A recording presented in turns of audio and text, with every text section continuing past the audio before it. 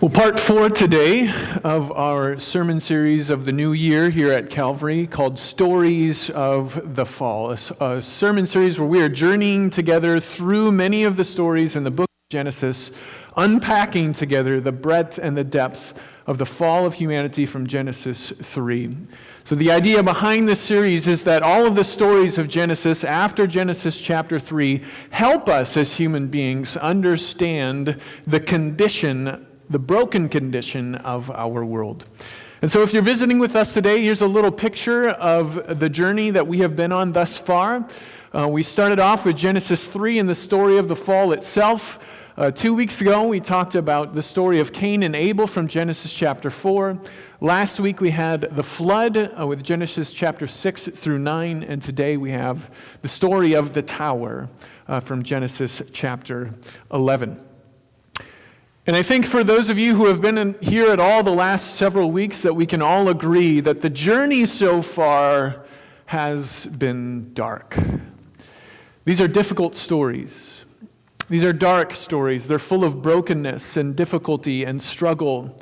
And many of these stories, including our story for today and especially our story last week, these stories make us question what God is really like. Because in this story and in the story last week of the flood, God doesn't sound very nice. And so one of the questions we walk away with after reading stories like this is, what are we supposed to think about God? How do we process stories like this? What do we do with what God does in this story and last week's story? Well, first, I just want us to note the movement that we're seeing so far in this sermon series. We see the broken relationship between creator and creature in Genesis chapter 3. Genesis chapter 4, that broken relationship with our creator moves outward to our relationship with each other in Genesis chapter 4.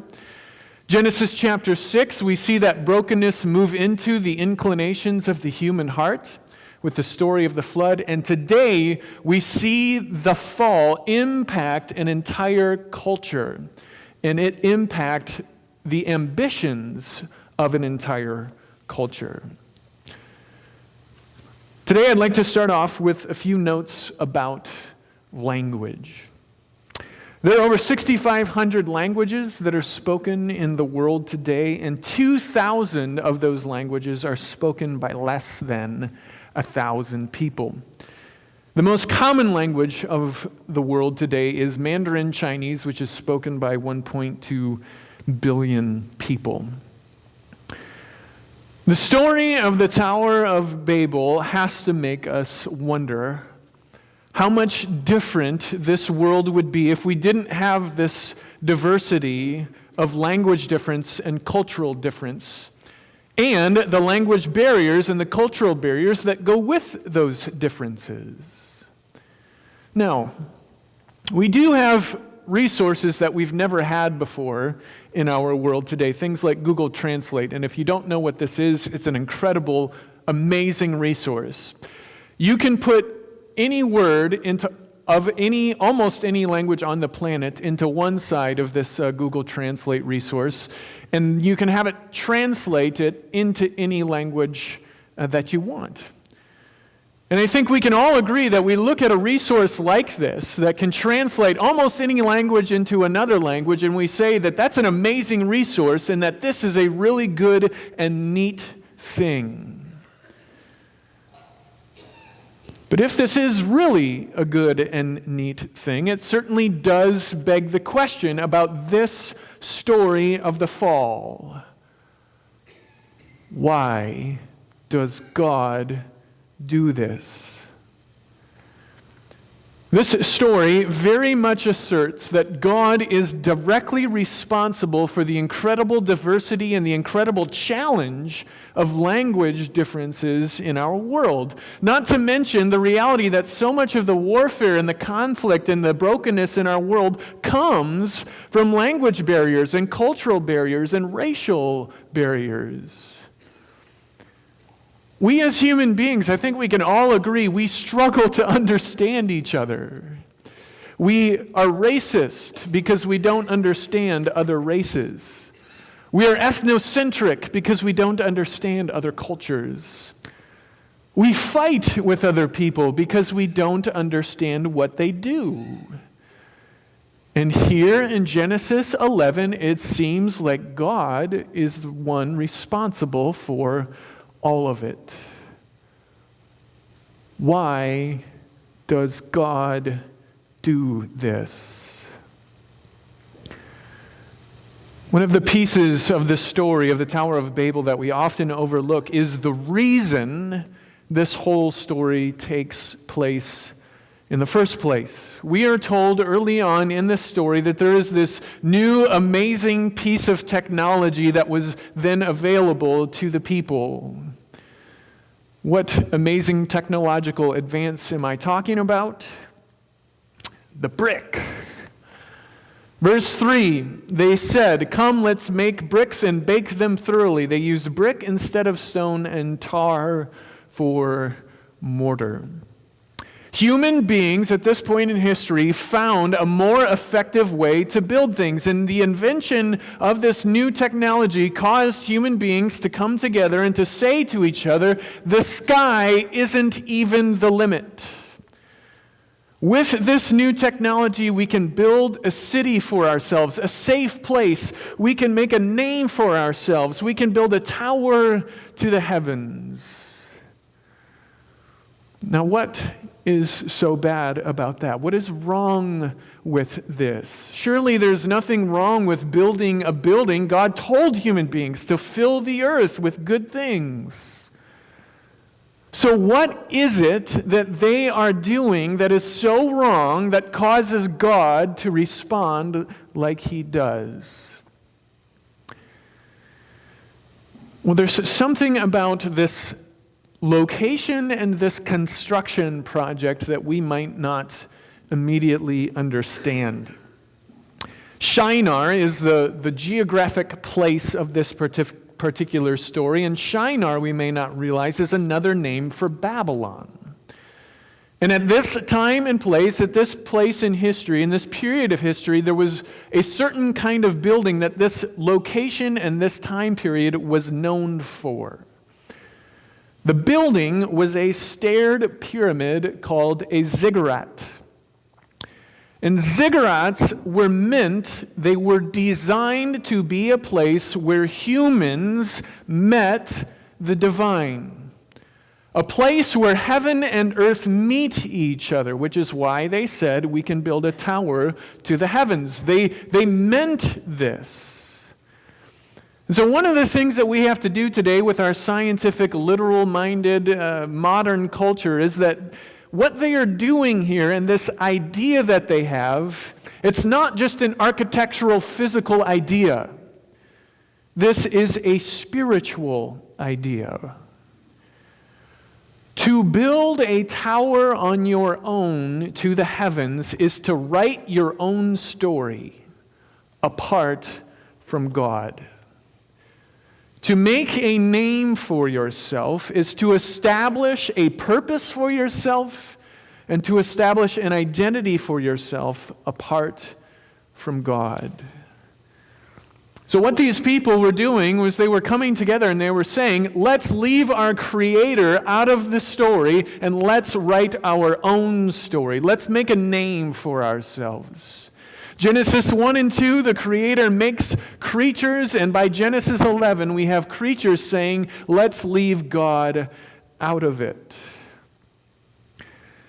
I've said before that we like to isolate the stories in Genesis, and we like to make them their own stories, and we don't see each story as part of a grander story. And so I would like to argue today that we not only have to look what's going on in this story, we have to look at the story of the Tower of Babel as part of the story of the fall. And if Genesis 11 is an extension of Genesis 3, then what are the builders doing? The builders of Genesis 11 are trying to further their independence from God.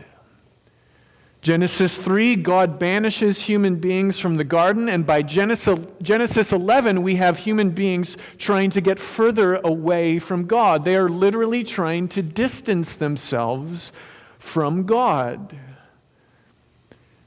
What direction were they moving? Verse 3 of our passage today. They're moving further east.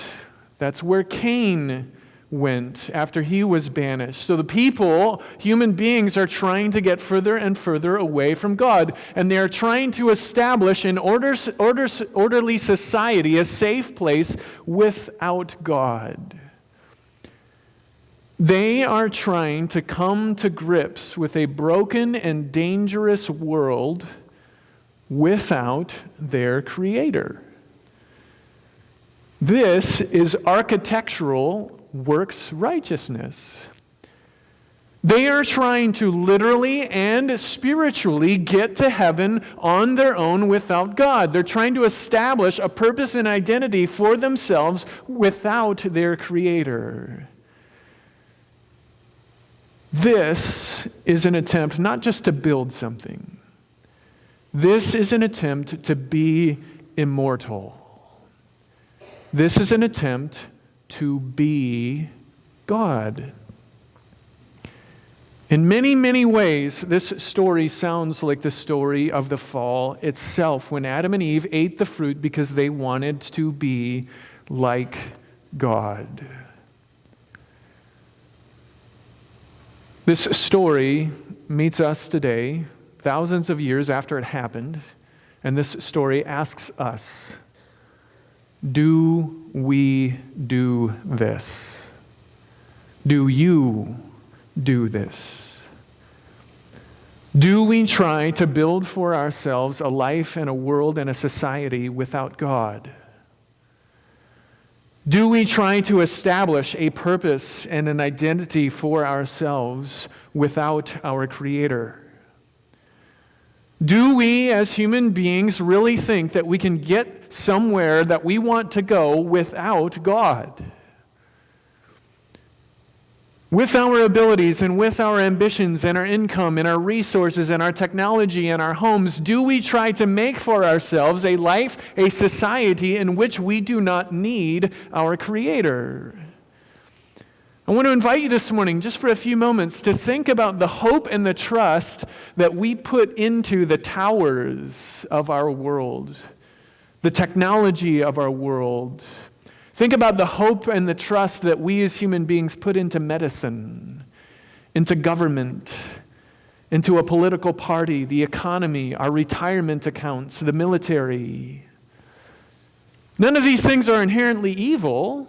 Just like building a tower is not inherently evil, but all of these things can quickly and very easily become ways that we as human beings put our hope and our trust and our identity and our purpose in ourselves. What does the story of the Tower of Babel have to do with us? Because of the fall, we too are tempted to make a name for ourselves, to further our independence from God. We like to think that we can be safe without God. We like to think that we can find who we are without God. We like to think that we can establish purpose in this life without God. We like to think that we can find some kind of salvation or freedom without God. We try so hard, do we not? We try so hard in so many different little ways to make our own little heavens, don't we? To make our own little kingdoms, to make an existence for ourselves in this life apart from God. We try so hard to find purpose in this life, to find meaning, to find our identity, to find who we are on our own. We try to build our own little kingdoms that are all about us and our families and our homes and our cars and our schools and our hobbies and our sports and our money and our possessions and our families.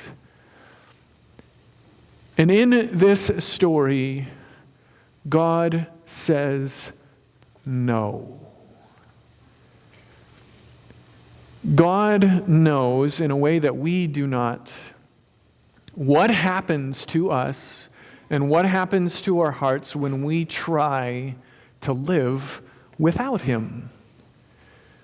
God knows in a way that we as human beings do not, that if we go down this path of self-fulfillment and self-reliance and self-dependence and self-glorification, He knows that if we go down too far down that path, it's not going to end well. And in an act of punishment, but also, I would argue, in an act of grace, God scatters the people. And again, it's important to acknowledge this morning that this is not something we really understand or are comfortable with, because God doesn't sound very nice. But the story doesn't really end with this Tower of Babel in Genesis 11. The story actually continues past Genesis 11 into Genesis chapter 12. Does anyone recall what happens in Genesis chapter 12? Genesis chapter 12, God goes to some guy named Abram, and God makes some pretty amazing promises to Abram. What does God promise? God says to Abram, I will make you into a great nation. I will bless you. I will make your what great? Your name great, and you will be a blessing, and all peoples on earth will be blessed through you. The story is continuing, isn't it? And what's God doing? Look at how these stories unfold, Genesis 11 and Genesis 12. Right after human beings try to establish a kingdom for themselves, an identity for themselves, a purpose for themselves, God, in Genesis chapter 12, promises a kingdom, promises an identity, promises a purpose for His people. While we work so hard as human beings at finding a purpose, at finding meaning with our lives, through our hobbies, through our money, through our looks, through our homes, through our families, God gives us a purpose in being a blessing, which is what the cadet theme happens to be this year. And really, at the core of it, this theme for the cadets this year, it speaks to the theme of purpose. Why are we here? Why do we exist in this broken world? How many of us here this morning would say that we're trying to build a purpose for ourselves that is really all about ourselves?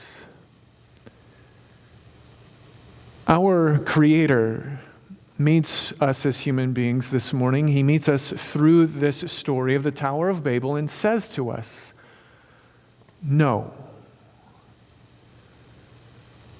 God knows in a way that we do not, that we cannot find true and lasting purpose and identity on our own without Him.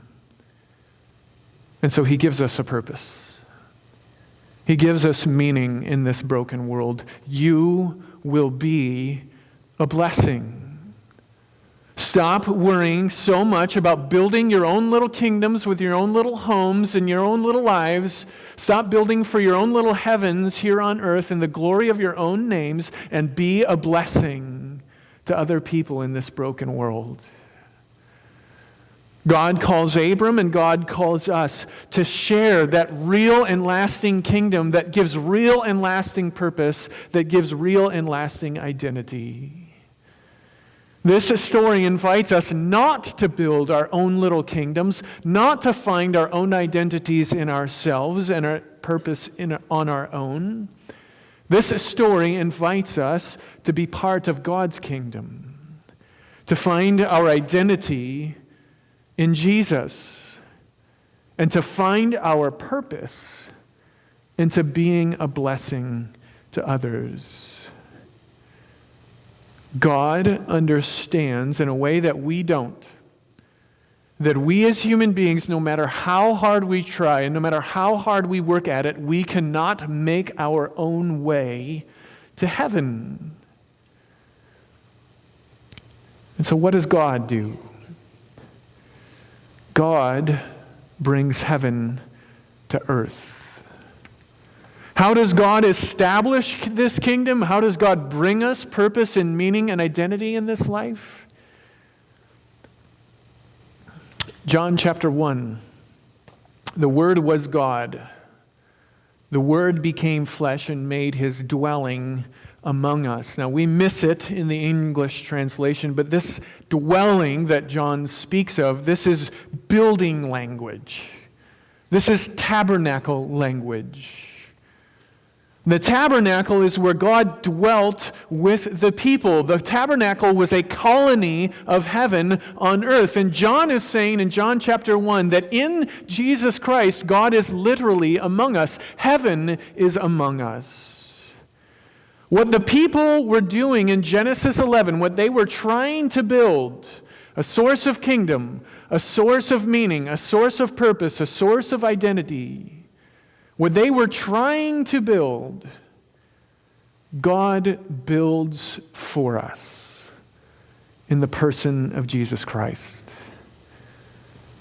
We, try as we might, we cannot build our way to heaven, not literally, not spiritually.